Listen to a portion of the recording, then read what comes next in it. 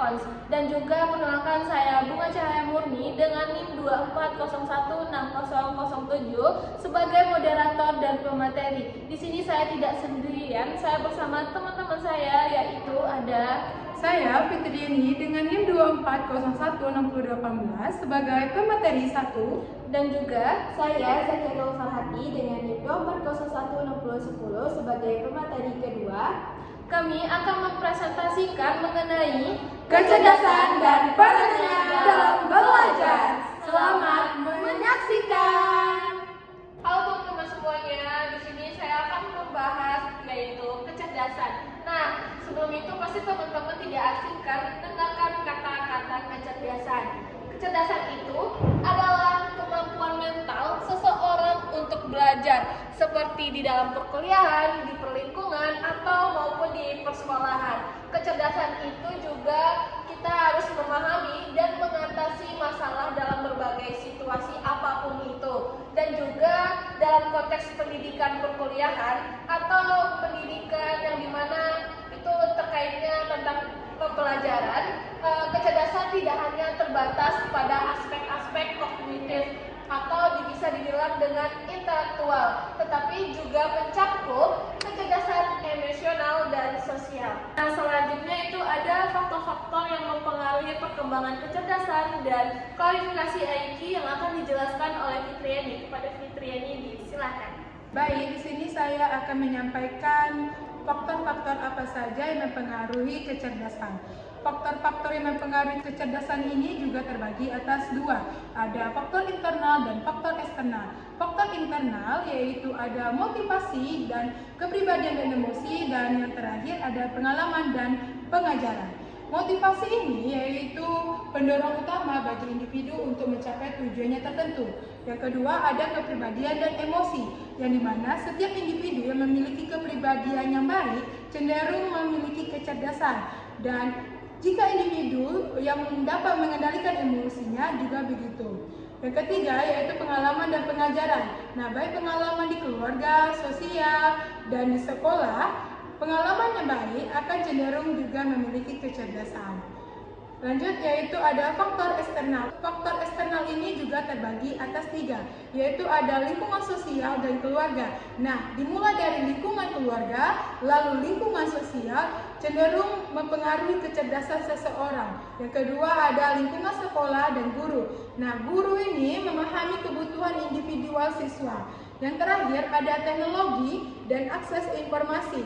Nah, teknologi ini digunakan untuk perkembangan kecerdasan, baik itu di media pembelajaran maupun di luar pembelajaran. Baik itu faktor dari kecerdasan. Baik, di sini saya juga akan membahas klasifikasi IQ. IQ ini juga digolongkan menjadi 8. Ada besar dari 140 digolongkan jenius atau sangat unggul. Ada 130 sampai 139 digolongkan sangat cerdas atau sangat superior. Ada 120 sampai 129 digolongkan cerdas atau superior. Ada 110 sampai 119 digolongkan rata-rata tinggi. Ada 90 sampai 109 digolongkan rata-rata normal. Ada 80 sampai 189 digolongkan rata-rata normal atau rendah. Ada 70 sampai 79 digolongkan menjadi ambang batas. Ada yang terakhir kurang dari 69 digolongkan disabilitas intelektual atau rendah. Baik, itu klasifikasi IQ. Terima kasih. Terima kasih kepada Fitriani. Selanjutnya yaitu jenis-jenis kecerdasan dan peran pendidik yang akan dijelaskan oleh Zakia. Kepada Zakia, disilakan. Baik, selanjutnya saya akan menjelaskan jenis-jenis kecerdasan berdasarkan teori multiple intelligence.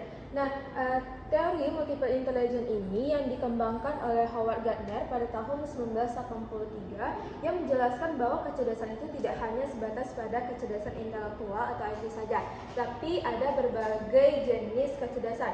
Yang pertama ada kecerdasan linguistik, artinya kemampuan kita dalam berbahasa untuk berbicara ataupun menulis secara efektif. Maksudnya tuh seseorang bisa berpidato atau berdebat ataupun bisa membuat puisi atau cerpen. Lalu yang kedua ada kecerdasan matematis logis. Artinya, kemampuan kita dalam berpikir secara rasional ataupun dapat menyelesaikan masalah matematis secara logis. Lalu yang ketiga ada kecerdasan spasial, artinya kemampuan kita dalam memahami dan berpikir dalam ruang 3 dimensi, baik itu dalam seni maupun arsitektur. Lalu ada yang keempat, kecerdasan kinestetik. Artinya kita mampu menggunakan tubuh kita untuk menyampaikan ide ataupun dapat menyelesaikan masalah. Dan yang kelima ada kecerdasan musikal. Artinya kita dapat mengenali atau membuat pola suara seperti musik ataupun ritme. Jadi orang itu bisa menciptakan musik ataupun dapat menghafal lagu gitu. Dan yang keenam ada kecerdasan interpersonal. Artinya kita itu dapat memahami dan juga berinteraksi dengan orang lain dengan cara yang efektif. Dia itu bisa menjadi pemimpin dalam sebuah tim dan dapat bekerja sama dalam tim. Lalu yang ketujuh ada kecerdasan intrapersonal, artinya kita memahami dan mendukung diri kita sendiri secara emosional ataupun secara psikologis. Misalnya kita dapat mengontrol emosi kita. Lalu yang kedelapan ada kecerdasan naturalistik, artinya kita memahami alam ataupun makhluk hidup dan bagaimana hubungan antara unsur-unsur alam itu. Jadi pendidikan yang efektif itu harus memperhatikan kedelapan jenis-jenis kecerdasan berdasarkan teori multiple intelligence ini. Pendidik itu harus tidak hanya memperhatikan satu jenis kecerdasan saja, tetapi juga mengembangkan setiap kecerdasan yang ada ini, karena setiap siswa itu tidak hanya pasti memiliki kecerdasan yang berbeda, tidak berfokus pada kecerdasan akademik saja. Lalu bagaimana peran pendidik dalam mengembangkan kecerdasan dalam proses pembelajaran? Yang pertama itu menerapkan pendekatan pembelajaran yang holistik.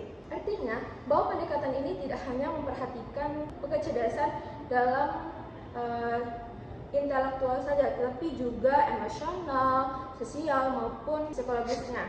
Jadi dengan menerapkan pendekatan pembelajaran yang holistik ini, itu akan menciptakan pembelajaran yang lebih mendalam ataupun bermakna gitu. Seperti diskusi, refleksi pribadi, ataupun pembelajaran berbasis proyek. Lalu yang kedua, bisa menerapkan teknik pembelajaran berbasis gaya belajar. Yang kita tahu bahwa setiap siswa itu memiliki gaya belajar berbeda, ada yang visual, auditori, ataupun kinestetik. Kalau dia suka dengan visual, berarti dia ada gambar. Lalu kalau dia kinestetik, ya kita bisa dengan menerapkan kegiatan fisik gitu. Dan yang ketiga itu dapat mengintegrasikan kecerdasan emosional dalam setiap kegiatan. Maksudnya tuh bahwa kegiatan yang selalu melibatkan pemahaman dan juga pengelolaan emosi seperti permainan peran, diskusi kelompok, atau kegiatan yang mendorong empati dan kerjasama. Jadi pendidik itu dapat mengembangkan kecerdasan mereka ini. Nah, itu akan membantu mereka dalam mengenali perasaan mereka ataupun perasaan orang lain, sehingga interaksi sosial mereka itu dapat saling hubungan sosial mereka itu akan menjadi lebih baik gitu. Sekian penjelasan mengenai jenis-jenis kecerdasan dan juga peran pendidik. Terima kasih kepada Zakia yang telah menjelaskan jenis-jenis kecerdasan dan peran pendidik. Nah, dapat disimpulkan bahwasanya kecerdasan adalah kemampuan mental seorang mahasiswa untuk belajar atau bisa dibilang memahami dalam materi atau konsep-konsep tertentu. Dan definisi kecerdasan ini tentu adanya juga faktor-faktor, yang dimana faktor internal, faktor eksternal, dan ada juga klarifikasi IQ dan jenis-jenis kecerdasan, dan yang terakhir itu ada peran-peran pendidik. Nah, itulah hasil presentasi kita pada hari ini.